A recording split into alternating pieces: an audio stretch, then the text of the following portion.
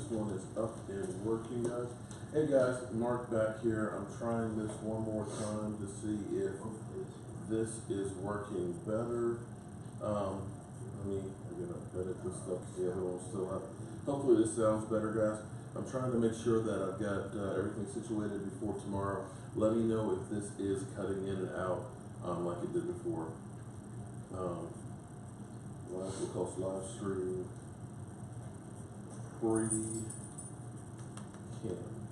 pre-Dallas Cowboys training camp test. All right, we'll call it that. Trying this actually with the wireless microphone and seeing if that makes a difference on the cutting in and out. Let me know if the sound is better than where we were before. And let's see, there's a lot of control room. How do I get to view on watch page? Okay, let's see. So, if that's cutting out, I'm good. All right, guys, so what's up from Alaska? How are you doing in Alaska, man? Hard to hear? You're good. How am I getting one guy that's saying hard to hear and somebody saying I'm good? Let me try and, better for me. Let me turn it up just a little bit and see if that's better. We'll try it at 30 and see. Better for you, hard to hear. Okay. I guess you can't please everybody. Well, like I said, I'm trying to test and make sure everything's ready and good to go. The great thing is I got my battery boost again for the Mevo. I'm going to try to actually see if I can get a good enough signal. Tomorrow's practice, I'm going to set this camera up and it's just going to be there so we can look at the whole field and stuff, and we'll hopefully be live streaming practice to you guys. Shango is greater than home. Well, why's it got to be greater than Shango? Or if that's your opinion, that's great for you. But we're not in competition. We're all Dallas Cowboys here. And Michael, of course, is shooting hoops across the screen there. It's funny because everybody has to have it as a competition. It's not really a competition. But anyway, your opinion is your opinion, and we'll stick with it as that. What I'm trying to do is I'm always trying to figure out what's the next thing. Trying to live stream from practice, I don't think anybody else is doing. I think it'll be a fun experience for you guys to be able to see in real time what's going on. And okay. Well, Lewis, if you feel that way, that everybody is so much better, feel free to go watch them and not watch me. But for whatever reason, you figure you've got to be in here. Okay. That's great for you. So let me know, everybody but Lewis, if that's better. So if redheaded guy owns a bakery, does that make him the gingerbread man? Okay, well, I tell you what, somebody was asking before when I was doing the live stream if Jason Garrett's on the hot seat. Michael says no. I personally don't think that he is. I think Scott Linehan is the guy who's actually on the hot seat. I'm telling you, Jerry Jones wants him to be the next Tom Landry. I know he's delusional, but that's what Jerry Jones is thinking. That's Tom Landry. Yeah. Or his version of Tom Landry. Well, I know he's delusional, but that's what I think he's thinking too. yeah, he may be, but I know he's not. He'll never be Tom Landry. Here's the thing with Tom Landry. Tom Landry started the franchise with nobodies, okay? And they ended up building from the ground up. Tom Landry was offensive coordinator, defensive coordinator, and he was an innovator. He was doing things that nobody else was doing. Jason Garrett is still doing the same stuff that we did back in the 90s. That's all he knows because he's from the 90s. Yeah. Well, I'm not getting the comments here. No, he won't be. And I agree. It'll be the coordinators. Now, I will say this much. I like the defensive coaches that we have. I'm not crazy about Scott Linehan being the guy. Well, Scott Linehan, I mean, we're talking about, the end of the greatest show on turf. He ran them in the turf. I know it was at the end of their reign, but the Lions, he had basically one really good year with the offense there. And with the Cowboys, you had everything perfect in 2016. So it was real easy to run that offense with Zeke Elliott getting 5.1 yards a carry. So he's the one that's on the hot seat. It's just Derek I call the plays. Lone Wolf Gaming, I am loving our secondary right now, especially Byron Jones so far. It's been looking really, really good. Xavier Woods has been playing well at safety. Even Jeff Heath has been doing some stuff. And a lot of people will get mad at me about the whole Earl Thomas issue, but see, to me, you can never have enough good players. Take a look at New England right now, who's running around trying to figure out what are we going to do for wide receivers, because they're short on guys.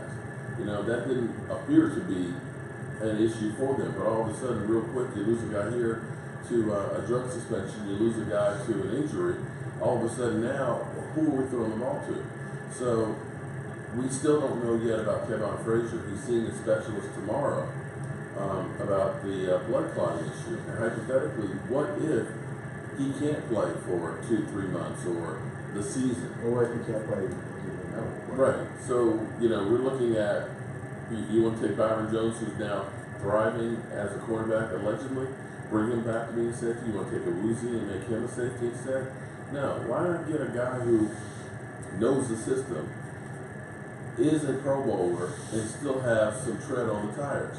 So, to me, if nothing else, and everybody says, you're just going to stunt Xavier Woods' growth. Dude has only been in the league for 1 year. Dude doesn't have even a full season of playing underneath him. So, let's be real here. Legion of Boom 2. See, the only problem with calling him the Legion of Boom 2 is it's a reference to Seattle. I don't want to be copying somebody else. I want to be the forerunners. I want to come with something. I like the Legion of Doom because you're kind of marrying the two of them together, but it's still kind of giving props and credit to Seattle. So I think we have to come up with something else. Yeah, I talked about Terrence Williams' cases being dropped. And actually, Terrence Williams has been playing pretty good in camp so far. Supposedly he had one of those Odell Beckham one-handed catches today. So it's going to be interesting. And I think what I was saying in the earlier live stream, could it be that the experts are wrong, that our wide receiving core isn't as bad as everybody thinks and yet could actually be a strength? If the offense, if they just mix things up more than what they did last year and run more than 5 routes, you could end up actually just being better just from that standpoint. Michael Gallup looks like he's the real deal. Michael Gallup could be that big possession receiver that we thought Des Bryant was last year, but really wasn't. You get him one-on-one matches because Zeke Elliott is running the ball 3, 4, 5 yards every clip, and they're putting him in the box, and you get Cole Beasley going in the slot, then you throw a Trayvon Austin in there, or an Allen Hurns. All of a sudden, they might not look quite as bad as everybody thinks they're going to be.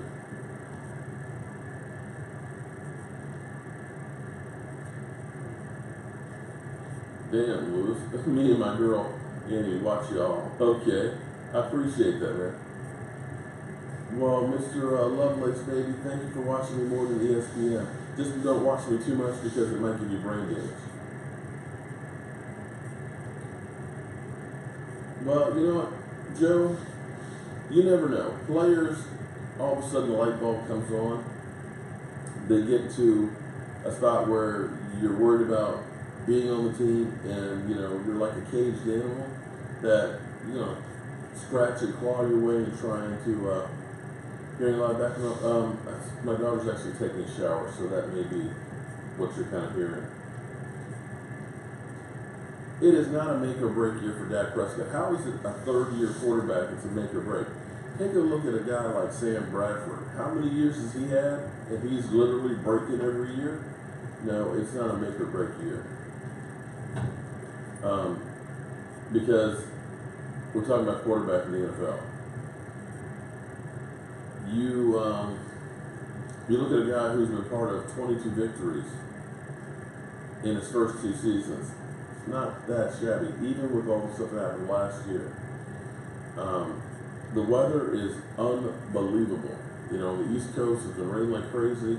Down in Texas and all that, it's been burning up. It was 85 degrees here and low humidity. I think it's going to be in the mid to low 80s the whole time we're here. Oh, I forgot Thompson too. Yeah. So that's what I'm saying. I'm sitting here looking at the speed that we're going to have at wide receiver. It's going to be unbelievable. Yeah, I think our team. Yeah, now you're talking about Jalen, so hopefully that took care of the background noise. I can hear the water through the walls there. If Dak has another bad year, hold on, let's back this up. Dak had half a bad year. So he had a year and a half of good years, okay? So you're going to get rid of a guy who had a half of a bad year? Come on, man. Dak is Warren Moon. Rico will light up the preseason and can hold the torch through that season, okay? Well, Joe, here's the thing with Dak. The Cowboys don't have to pay him next year, after this season. They got another year after that they can, and they could always, worst comes to worst, franchise tag him if that's the case. But when you start looking at guys, what they're getting, sorry, why is it that a guy like Sam Bradford can get $20 million who played half a game last year, and you look at a Dak Prescott and say, oh no, he's got to prove more to us again? I'm kind of confused because I'm looking around at all these quarterbacks that are getting paid that ain't done jack. Kirk Cousins, Dak Prescott's beat him 4 times, right? What has Kirk Cousins won with the Washington Redskins? Yet he got paid to go to Minnesota. So I'm sorry, you're wrong on that. What's up with the safety from Seattle? Depends on who you talk to. Seattle Seahawks haven't talked to him since before OTAs. They don't plan on giving him a contract extension. He says, I'm not coming in without a contract extension. And if you're not going to pay me, trade me. The Cowboys have some offers into them. Currently, they're not listening, or they're not trying to hurry up and make a deal. They still want him to play on that 1 year with that current salary, and that doesn't seem to be a go in any which way around. Mike Fisher seems to think that there could be a 3-way trade deal that's going to work. He believes 51% chance that that'll happen. Some ESPN, quote-unquote experts, believe he's going to be a Dallas Cowboy. I've been believing that he's going to be a Dallas Cowboy since the beginning of the offseason. So we'll see if it happens. I think it'll happen sometime before the end of the season. You believe it'll happen after week 3. But you should believe he was going to be a Cowboy at the one time locker room. Oh, yeah. To me, once he went to the locker room, it was kind of like, I'd be looking at him side-eye if he was a teammate of mine. I'd be like, what the hell? But to the defense of the Seattle Seahawks, that wasn't a surprise. First half of the season, Dak Prescott and Carson Wentz touchdown numbers were even. Until we got to Atlanta. Atlanta changed everything. 9 sacks. He ended up hurting his hand against the Redskins. Tyron Smith went out. Zeke Elliott got suspended. Now, I know you all are on Carson Wentz is Joe Montana without, in his heyday. But you guys had a great rushing attack. You had a great offensive line that made your quarterback a lot better. If he had gone through like his rookie year, didn't have the running game or the wide receivers or the offensive line, he wouldn't have had what he had. Everybody keeps thinking that it's only the quarterback. The great quarterback, of course, doesn't have to have anybody else, but that's bullcrap. You take a look around. Drew Brees, give you an example. Drew Brees had 4 seasons over 5,000 yards, and 3 of those seasons they ended up 7-9. So clearly, You need more than just a great quarterback play. This year, he threw for right around 4,000 yards, and they had a running attack, and they're back in the playoffs. And one of the, sexy picks for this year, a running game and a stable offensive line is going to make a quarterback that much better. Oh, I love how people will change the narratives. Okay, so JY, you got about 3/4 of a good season then out of 2 years out of your quarterback. Because he didn't make it through the whole season. How about that?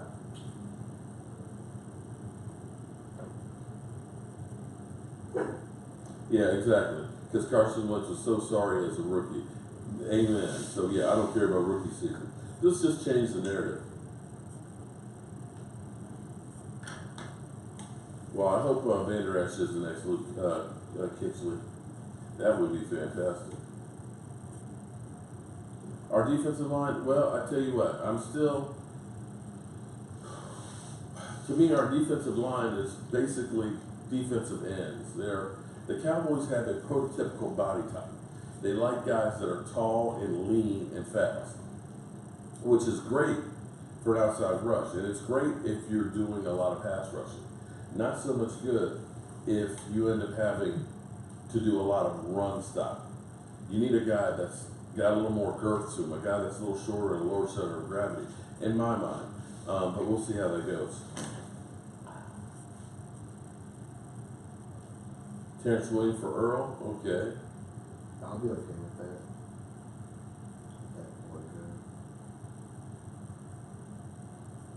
That 2 or 3 receivers aren't in the league anymore. Yeah, well, right now neither is Des Bryant, our number 1.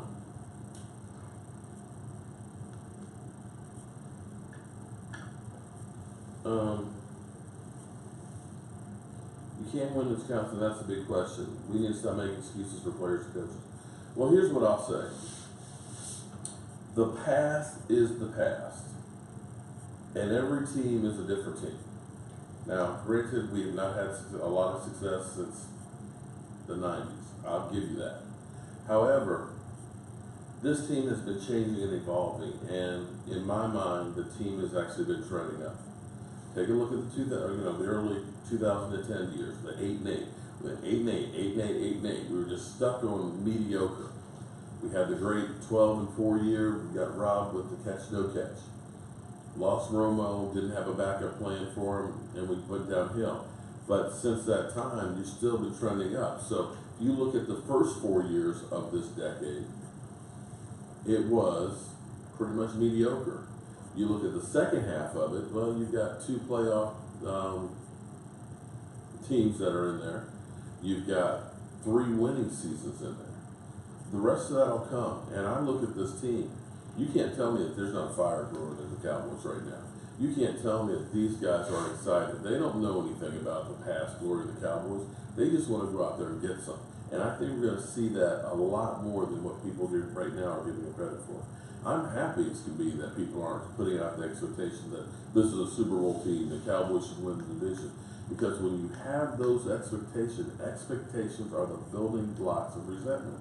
If you expect the team to be a Super Bowl contending team, anything short of that, you suck. You got a team that nobody thinks is going to make the playoffs, they make the playoffs and go to the Super Bowl, they blew away the expectations. Much like the Philadelphia Eagles did last year. Okay, so my final question to you guys, how is the sound on this? Because hopefully this is the settings that'll work for tomorrow, so that way we can live stream from training camp, because I actually need to get some sleep. I'm tired. We got 3:30 this morning on the East Coast. What time is it here on the West Coast? 9 o'clock? Okay. Not here, but my body says, I'm tired, boss.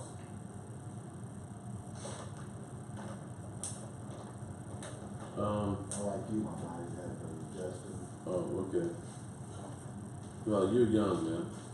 Alright, yeah, my body does have to adjust to that. Sound is perfect. Okay, I'm glad to hear that. Thank you. Because I've got 2 wireless remotes, and I'm going to be using those hopefully a lot tomorrow. Sound is great. So, guys, I'm gonna go ahead and kill this with that and finish this on a high note. I am looking forward to tomorrow being in Oxnard around our Dallas Cowboys, and hopefully I can bring you guys some great footage. But as always, I want to thank you guys for watching, commenting, and subscribing to the Joe Blue Sports Report. We'll see you tomorrow from Oxnard.